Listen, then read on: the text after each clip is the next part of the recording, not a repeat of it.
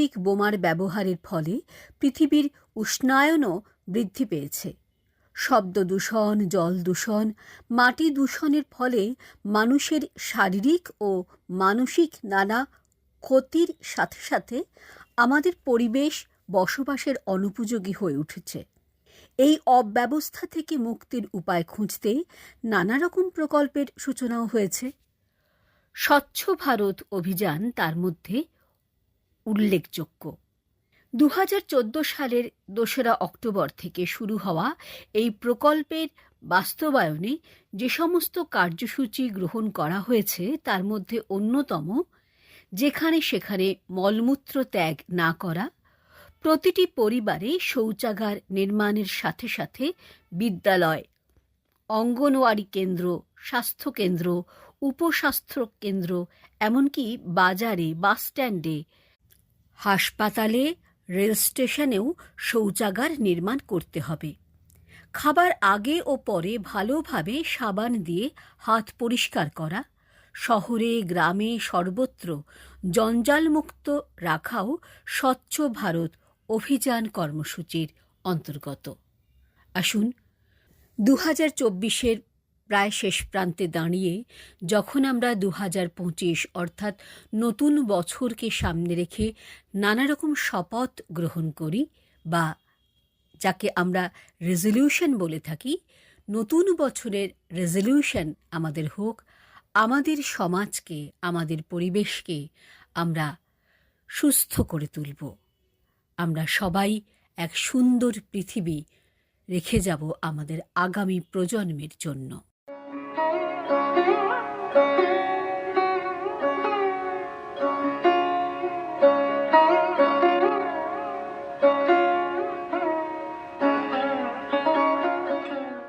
December মাসে প্রত্যুষার বিষয় ভাবনায় রয়েছে সংস্কৃতির এ কোন আঁধারে আমরা। বিষয়টিকে নিয়ে আপনাদের কার কি ভাবনা দেখে নেওয়া যাক। বিষয়টিকে নিয়ে ভাবনাকে লিখে পাঠিয়েছেন পরিমল ভৌমিক, দিনহাটা, কুচবিহার থেকে। তিনি লিখছেন, চিরসাথী প্রত্যুষা, সংস্কৃতিকে তুলনা করা যেতে পারে কোনো স্রোতস্বিনী নদীর সাথে। নদীর ধর্ম বহমানতা, ভাঙা গড়ার মাধ্যমে সুখ দুঃখ হাসি কান্না সব কিছুকে বুকে নিয়ে সে নিত্য নূতন গতিপথ ধরে চলতে থাকে। একইভাবে মানব সমাজের উত্থান পতন, চড়াই উতরাই ইত্যাদি নানা অভিজ্ঞতা কাজে লাগিয়ে চিন্তা চেতনার সংস্করণ ঘটিয়ে ক্রমশ উত্তরণের পথে এগিয়ে চলে সভ্যতা সংস্কৃতি। কোনোভাবে স্রোত হারিয়ে ফেললে নদী যেমন মুখ থুবড়ে পড়ে, পরিণত হয় বদ্ধ জলাভূমিতে, তেমনি মানুষের শিক্ষা দীক্ষা ও জ্ঞান বিজ্ঞান মানবতার রসে জারিত না হলে সংস্কৃতি বিপন্ন হয়ে সমাজ সভ্যতা ধ্বংসপ্রাপ্ত হয়। আমরা এমন এক যুগ সন্ধিক্ষণে দাঁড়িয়ে আছি যে সমাজের রন্ধ্রে রন্ধ্রে অবক্ষয়, খুন, নারীদের ওপর অত্যাচার, অর্থ লোপাট এখন আর আমাদের সংস্কারে বাঁধে না। যে সমাজে ধর্মের নামে চর্চিত হয় বিভেদ বিচ্ছিন্নতা এবং রাজনীতির নামে হিংস্রতা ও অপশাসন, বিচারের নামে প্রহসন, রক্ষকের ভক্ষক হয়ে ওঠা, সে সমাজে সংস্কৃতির লেখচিত্র আঁকতে গিয়ে বারংবার হোঁচট খেতে হয়। অমানিসার ঘোর অন্ধকারে সংস্কৃতি আজ বড়ই বিপন্ন, পথভ্রষ্ট, কালিমালিপ্ত। অশিক্ষা, কুশিক্ষা, অজ্ঞতা ও অজ্ঞানতার অন্ধকারে সমাজের বুকে বাসা বেঁধেছে অসংখ্য গ্লানি। পানীয় জলের অপচয়, যাবতীয় দূষণ, পণপ্রথা, মাদকাসক্তি, নারী পাচার ও নিরাপত্তাহীনতা, কালো টাকার স্ফীতি, কর্মহীনতা ইত্যাদি কৃত্রিম সমস্যাগুলি মানব সমাজকে জেরবার করে তুলেছে। তবে আমরা আশাবাদী, নবদিনমণি উদিবে আবার, পুরাতন এ পুরবে। পৌশালী অভিনন্দন সহ ধন্যবাদান্তে পরিমল ভৌমিক, কোচবিহার।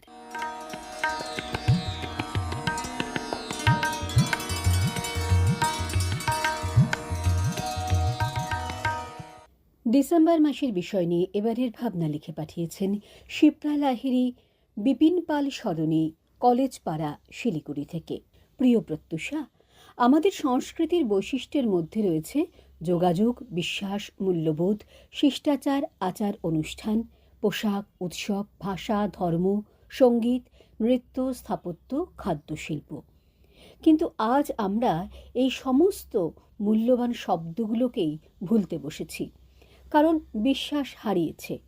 ডাক্তার, ইঞ্জিনিয়ার, উকিল, ব্যবসায়ী, বিকৃত মস্তিষ্কের লেখক তাদের দেশের প্রতি ভালোবাসা ও বিশ্বাস মন্ত্রটিকে ভুলতে বসেছে।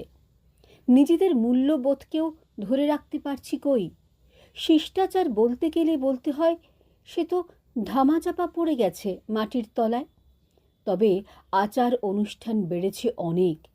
আজকাল মোবাইল সঙ্গী মানুষের, তার মাধ্যমেই অনেক আচার বিচার পূজার নানা ফিরিস্তি। অনুষ্ঠান তো প্রতিদিন লেগেই আছে। রাস্তার মোড়ে মোড়ে পুজো শনিবার সন্ধ্যাবেলায়। গণেশ পুজো যদিও বছরে একবার একদিন হওয়ার কথা, সেখানে প্রায় 10 দিন ধরেই পুজোর আড়ম্বর। মাইকের আকাশভেদী উচ্চস্বরে গান, মন্ত্রপাঠ। বিশ্বকর্মা পুজো, দুর্গা পুজো সে তো আর বলার অপেক্ষা রাখে না। সরস্বতী পুজো তথৈবচ। যাক, তবুও যদি এত বেশি পুজো অর্চনার মাধ্যমে দেবতারা নিচে নেমে এসে আধুনিকতার বিপুল পরিবর্তন এনে দিতেন, তবেই আমরা গর্বিত বোধ করতাম। তার হচ্ছে কোথায়? বেশি আধুনিকতায় সমাজকে নিয়ে চলেছে ভণ্ডামির চরম সীমায়। পোশাক, সে তো বাঙালিয়ানা কোথাও নেই। ভাষা বলতে গেলে মিলেমিশে একাকার। বাংলা, ইংরেজি, হিন্দি, 3টি ভাষার একসাথে খিচুড়ি করে বলার অভ্যেস। তবে এটা এখন ভাষার আধুনিকতা। ধর্ম ধর্ম করেই আমরা ব্যাকুল হয়েছি। ধর্মের অর্থ, সারমর্ম ভুলে যেতে বসেছি। সঙ্গীত, সে তো রবীন্দ্রসঙ্গীতও বিকৃত সুরে, তালে ও উদ্দাম নৃত্যে গাওয়া হয়।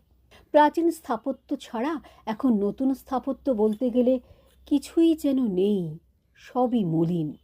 খাদ্য, আর বাঙালির মাছ ভাত নেই। ধোসা, ইডলি, মোমো, চাউমিন, বিরিয়ানি এসবই বাঙালির খাদ্যে স্থান পেয়েছে। তবে এটা সত্যি, শিল্পের উন্নত দিক দেখা যাচ্ছে, অনেক রকমারি উপায়। শিল্পে অনেক সংস্কৃতির উন্নতি সাধন হয়েছে। ভারতে ছিল বড় বড় লেখক, লেখিকা, গায়ক, গায়িকা, দেশপ্রেমী, খেলোয়াড়, মহান মহান ব্যক্তিদের জন্মস্থান, মুনি ঋষিদের দেশ। হয়তো এদের ক্রিয়াকলাপের ওপরেই আজও দেশের গৌরব সংস্কৃতি বজায় রয়েছে। এদের স্মরণ করে আজও আমরা গর্বিত অনুভব করি। তবে অনেকে আজও রয়েছেন তাদেরই সংস্কৃতিকে আঁকড়ে ধরে। তাদেরই আন্তরিক আশীর্বাদে আবার আমাদের প্রাচীন সংস্কৃতি কিছুটা হলেও ফিরে আসছে। আসবে সেই দিন, আর দেরি নেই। ভারতের সংস্কৃতিকে যতই দুরাচারীরা নষ্ট করবার চেষ্টা করুক, তা কখনোই ভেঙে পড়বে না, নষ্ট হবে না। আমরা আবার একসাথে গেয়ে উঠব। ভারত আবার জগত সভায় শ্রেষ্ঠ আসন লবে। নমস্কারান্তে, শিপ্রা লাহিড়ী, শিলিগুড়ি।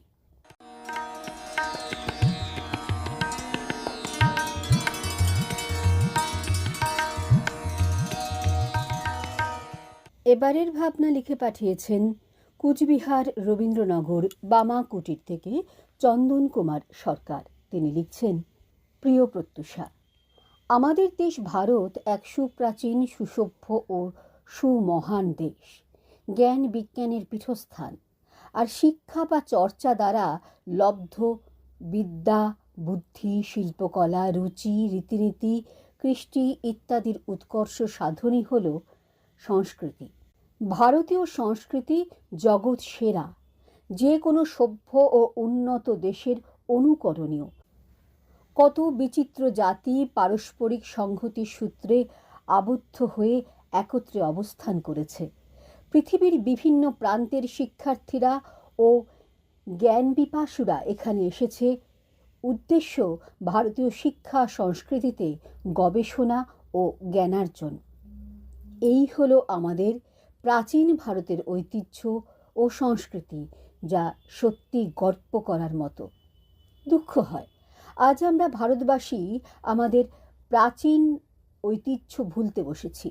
আমরা ভুলতে বসেছি আমাদের নিজস্ব সংস্কৃতি। ব্যক্তি জীবন থেকে, পারিবারিক জীবন থেকে, সামাজিক জীবন থেকে, জাতীয় জীবন, সর্বত্র আমরা সংস্কৃতির নামে অপসংস্কৃতির বেড়াজালে আবদ্ধ হয়ে পড়ছি। চারদিকে সামাজিক অবক্ষয়, উদ্দাম অস্থিরতা, বেপরোয়া ভাব, মূল্যবোধহীনতা, পুঁথিগত শিক্ষায় শিক্ষিত হয়ে রোজগার সর্বস্ব, বিলাসবহুল ও ভোগবাদী জীবন। আমরা দেশীয় সংস্কৃতি ভুলে যাচ্ছি। শ্রদ্ধা, স্নেহ, ভালোবাসা ইত্যাদি মানবিক গুণাবলী আমাদের জীবন থেকে লুপ্তপ্রায়। অন্যায়, অত্যাচার, অবিচার দেশে ক্রমবর্ধমান। এছাড়া আছে হিংসা, দেশ, ঘৃণা, শিশু ও নারী নির্যাতন ও হত্যা, বিচ্ছিন্নতাবাদ ও সন্ত্রাসবাদ। রাষ্ট্রবিজ্ঞানী ও সমাজতত্ত্ববিদ অমল মুখোপাধ্যায় বলেছেন, এই শতকে আমরা এমন এক জায়গায় এসে পৌঁছেছি যেখানে মানুষ আছে কিন্তু মনুষ্যত্ব নেই, বাহুবল ও বুদ্ধিবল আছে কিন্তু চরিত্রবল নেই, পরিশীলিত জীবন চর্চা কিন্তু কোনো মহৎ জীবন দর্শন নেই, চিৎকার আছে, চিন্তা নেই, আস্ফালন আছে কিন্তু আনন্দ নেই। তবে আমি আশাবাদী, আমরা জাতি, ধর্ম, বর্ণ, ভাষা নির্বিশেষে আমরা ভারতীয়। আমাদের মন্ত্র এক জাতি, এক প্রাণ, একতা। আমরা শপথ নেব, যেন তেন প্রকারেণ আমরা আমাদের প্রাচীন ঐতিহ্য বজায় রাখব ও আমাদের ভুবনজয়ী সংস্কৃতিকে রক্ষা করবই। নমস্কারান্তে।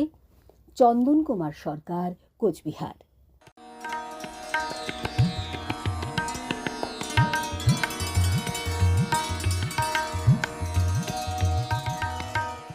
সময় বলছে প্রত্যুষাকে আজ ঘরে ফিরতে হবে। আজ প্রত্যুষা শেষ করবার আগে আরও একবার নতুন বছরের প্রথম মাসের বিষয় জানিয়ে যাওয়া। জানুয়ারি মাসে প্রত্যুষার বিষয়ে ভাবনা রয়েছে বন্ধুত্ব।